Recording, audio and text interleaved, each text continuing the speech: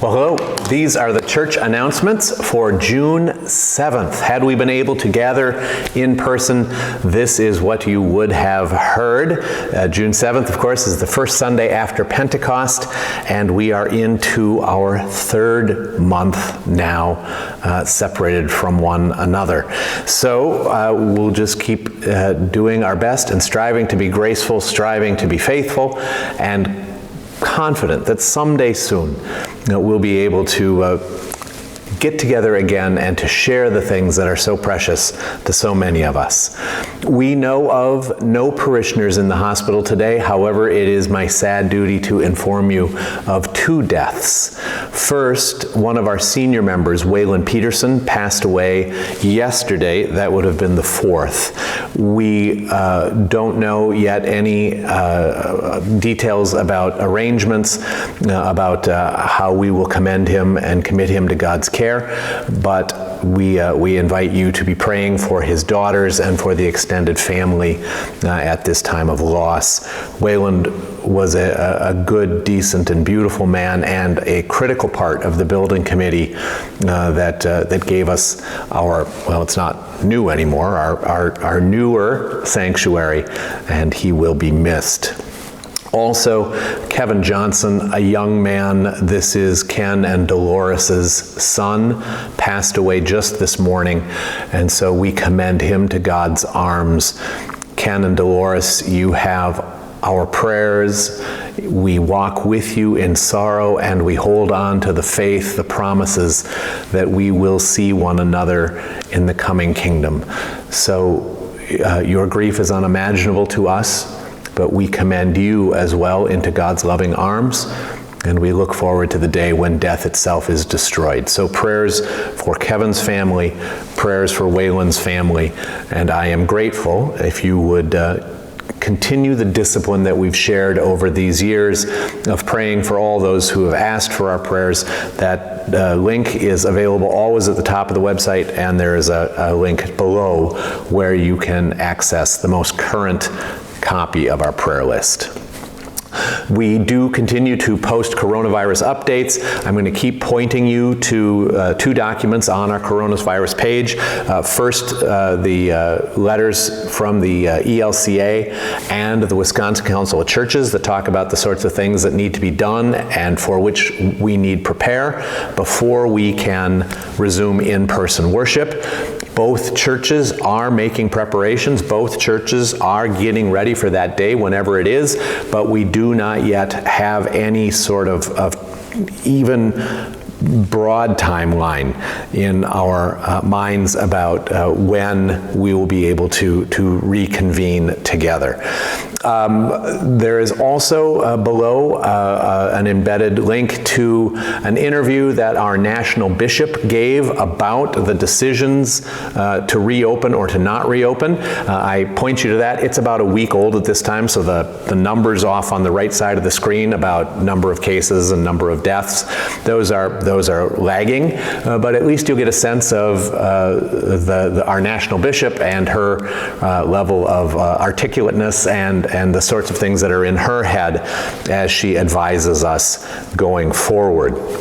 There's also, for the third week now, this letter from the pastors and the congregational presidents about where we are and what we think the future is. If you've read that, great.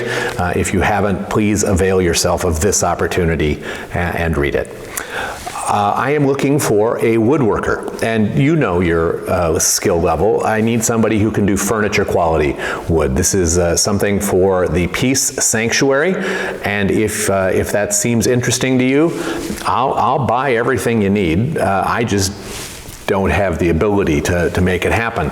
And so give me a call, send me an email or a text, but I am looking for a furniture quality woodworker for something at Peace. Other announcements that you've heard before, but we'll just list here again for the sake of completeness. Confirmation students, you're still supposed to be working. You're still supposed to be going to church. You should have finished your readings. Remember, the readings must be done by the last day of July, and if you have left a year's worth of reading till now, I guess we know how you're spending your summer. So jump in. There's the readings are always there. The reading sheets are always on the website. Get going on that. Make sure you have enough church worship services both in person and video. They all count. For confirmation classes, it's the Luther Small Catechism class, and just have your parents send us an email that you've done this many, and we'll be delighted to mark you complete, and to hope that in the fall we can start getting together again, because I miss you. Even though sometimes you're kind of naughty squirrels, I miss you. Adults, please join us in the class on Luther's Small Catechism. We are supposed to be perpetually learning, perpetually growing, and I invite you into a discipline. It's not very hard to sit on your couch and to go through the catechism with me, and I trust that there'll be fruit there for all of us and for our church. A reminder that we can make DVDs of anything that we can do online. And if you're aware of people who do not have an online presence or online ability, if you would let us know so that we can call them and ask them if they want the DVDs, or you call them and ask them if they want the DVDs, and we would be delighted to send those out free of charge at whatever level they want. They can have everything, they can have parts of it, they should just let us know. We are working still on the pandemic art show that's up online. I think there are 9 or 10 things up now. You've been working on something. Send a picture. If you've been knitting or baking or refinishing or painting, or sculpting, send us a picture of what you've done. It's one way that we stay together, we stay connected as part of a community. The rest of the announcements, I'll just let you read below. There's links below. I am so incredibly grateful for the financial support that we've received in both churches, and encourage you to continue to support your church financially during this hard time, so that when we can convene again, when we can gather again, we won't need to gather with a sense of foreboding or doom or now what do we do, but that we can continue the work that we're doing now, and we can resume some of the things that we've had to lay down for the time, and we can do it with glad and faithful hearts, because we have kept our churches strong, we have protected one another, we have done our work and been faithful to our promises. So I thank you, I encourage you, and I welcome you to support the ministries of your churches.